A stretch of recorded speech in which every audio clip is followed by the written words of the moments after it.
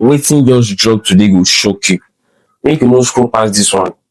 Amnesty International just release one report wey dey shake table. According to dis report, at least 1,100 Nigerians, 1,100 pipu don dey kidnapped since January 2026. We dey talk about 4 months. 4 months, and dat number e no even capture all the cases because plenty of dem never even report reach anywhere. Make I break dis matter down for you so e go clear, because dis thing too serious to just hear and scroll past. So the story be like this. On 11th April 2026, today sef, Amnesty International drop one press release, and the organization call on President Bola Tinubu and im government to respond urgently to wetin dem describe as a horrifying spate of abduction wey dey target rural communities and displaced persons, mostly for northern Nigeria. Now, I want you to sit down and think about this number. 1,100 people in just 4 months. 4 months. That's na roughly 9 people every single day wey dem dey snatch from dem homes, dem farm, dem churches, just like that. And this na only the case wey dem manage to document. The real number, e fit worse pass that one. Now, make we go into details because this na where the matter come dey heavy. 3rd February 2026, armed men enter Woro village of Kwara State. Armed men enter Woro village of Kwara State, Kayama local government area. Dem kpai 200 people, 200, and dem carry 176 other away into the bush. 176 people from one community, one attack, one night. One man from that community talk to Amnesty International. His word go enter your chest. He said, and I quote, "They didn't just kill, they stole our life away. They adopted 176 people, including my second wife, my 3 daughters. One of them is only 2 years old." 2 years old. He said he don't see the video where the government posts on social media. He hear im wife voice. He see im people. As at the time of this report, almost 2 months later, dem still dey inside that forest. Tell me honestly, if this na your family, how you go feel? But the matter no stop for Kwara. This thing dey scatter different states. One man from that community talk to Amnesty International. His word go enter your chest. He said, and I quote, "They didn't just kill, they stole our life away. They adopted 176 people, including my second wife, my 3 daughters. One of them is only 2 years old." 2 years old. He said he don't see the video where the government posts on social media. He hear im wife voice. He see im people. As at the time of this report, almost 2 months later, dem still dey inside that forest. Tell me honestly, if this na your family, how you go feel? But the matter no stop for Kwara. This thing dey scatter different states. For Zamfara State, government enter one village in a local government area. They carry 150 people. Most of them are women and children. Women and children. For Borno State, 19th March 2026, Boko Haram fighters attack displaced persons wey dey work for Kumbu Forest near Mafa. Over 100 people taken, and that's na just one of 2 Borno attacks inside the same month. On 3rd March, Boko Haram enter Ngose town for Gosa local government area. Dem adopt 400 people from one community and they lay siege to that place. Now, pause for a second. Think about that word siege. Dem no just come and go, then stay. They hold people hostage inside their own community. Stay with me because the next part will surprise you. For Kaduna State, 18th January 2026, armed men attacked 3 churches for coming Wali village during morning worship. Morning worship, where people just go church early to pray. At least 166 people were taken that day. Report later say them eventually released some of them, but the trauma, that's one they know they go anywhere. Then on 22nd March, government attacked 3 more churches, again in Kaduna, for this time for Kaichia local government area. 30 people carried away. Now listen to me. These attackers, they specifically target churches during worship time. They know when people go gather.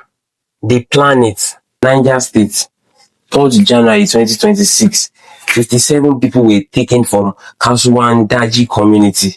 And for Zamfara again, on 19th February, another 92 people, 42 from Anka, 50 from Tafi, and on 30th March, 18 passengers wey dey travel from Abuja go Sokoto on a commercial bus, normal everyday journey, dem adopt dem on the road for Zamfara state. Dis one fit be any of us, any person wey ever enter long distance bus for dis country. Now make we talk about wetin dey happen after dem carry dis people.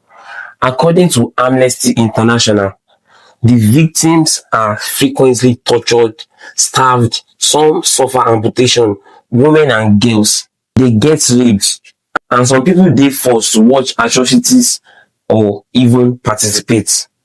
In most cases, families must sell everything from farm, livestock, shop, jewelries, everything just to raise ransom.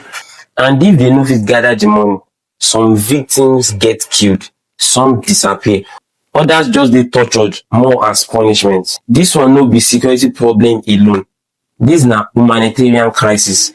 Which kind country are we building if dis na the reality of everyday Nigerians? Here is where the matter come take another angle. Amnesty International also pointed out that this wave of adoption dey destroy education for the north. Thousands of people don stop going to school because of fear, and underage girls, the ones wey their family cannot afford to lose, dem dey forced into early marriage, not because of culture, not because of anything else, but because their parents believe say marriage go protect them from kidnappers. Parents dey marry off their younger daughters, not out of tradition, but out of fear. And you know wetin pain pass? Amnesty International say many of these cases for remote communities never even get reported because there is no infrastructure, no journalists, no government president, nothing. Isa Sanusi, wey be director of Amnesty International Nigeria, put am like this. He say what we dey witness right now for northern Nigeria is a crisis of adoption. This is incredibly endangering lives. He added that authorities have failed their constitutional duty and their obligations under international human rights. You believe that assessment, or you think the government go push back on this report? Now let me bring this to you straight. This one no be the first time wey kidnapping go occur for Nigeria. We remember Chibok, we remember Kankara, we remember Kangara. Every few months, there is another massive adoption. Outreach follows, press conference follows, and then silence. This pattern dey repeat itself for too long.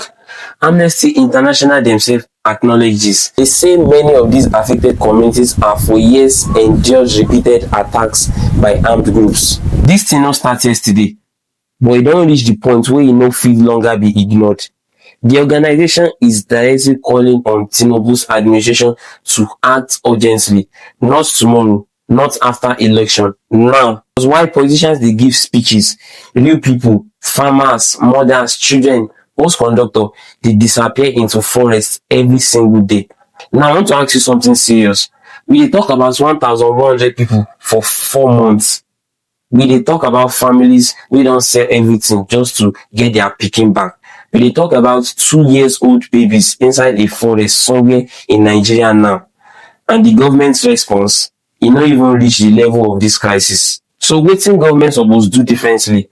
And more importantly, why does it feel like these things happen in the north never get the same outrage as things that happen in Lagos or Abuja? Tell me, why do you think that is? Tell me, why do you think that is? If you dey follow this page, you already know say I dey cover surface level news. I dey break them down, the real story behind the headline.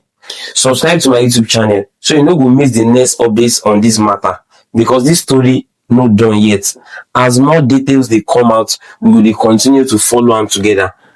But the real question that we all need to sit down with be this: if 1,100 Nigerians can be kidnapped for 4 months and most of the world never hear about am, then who is truly in charge of protecting the ordinary Nigerian?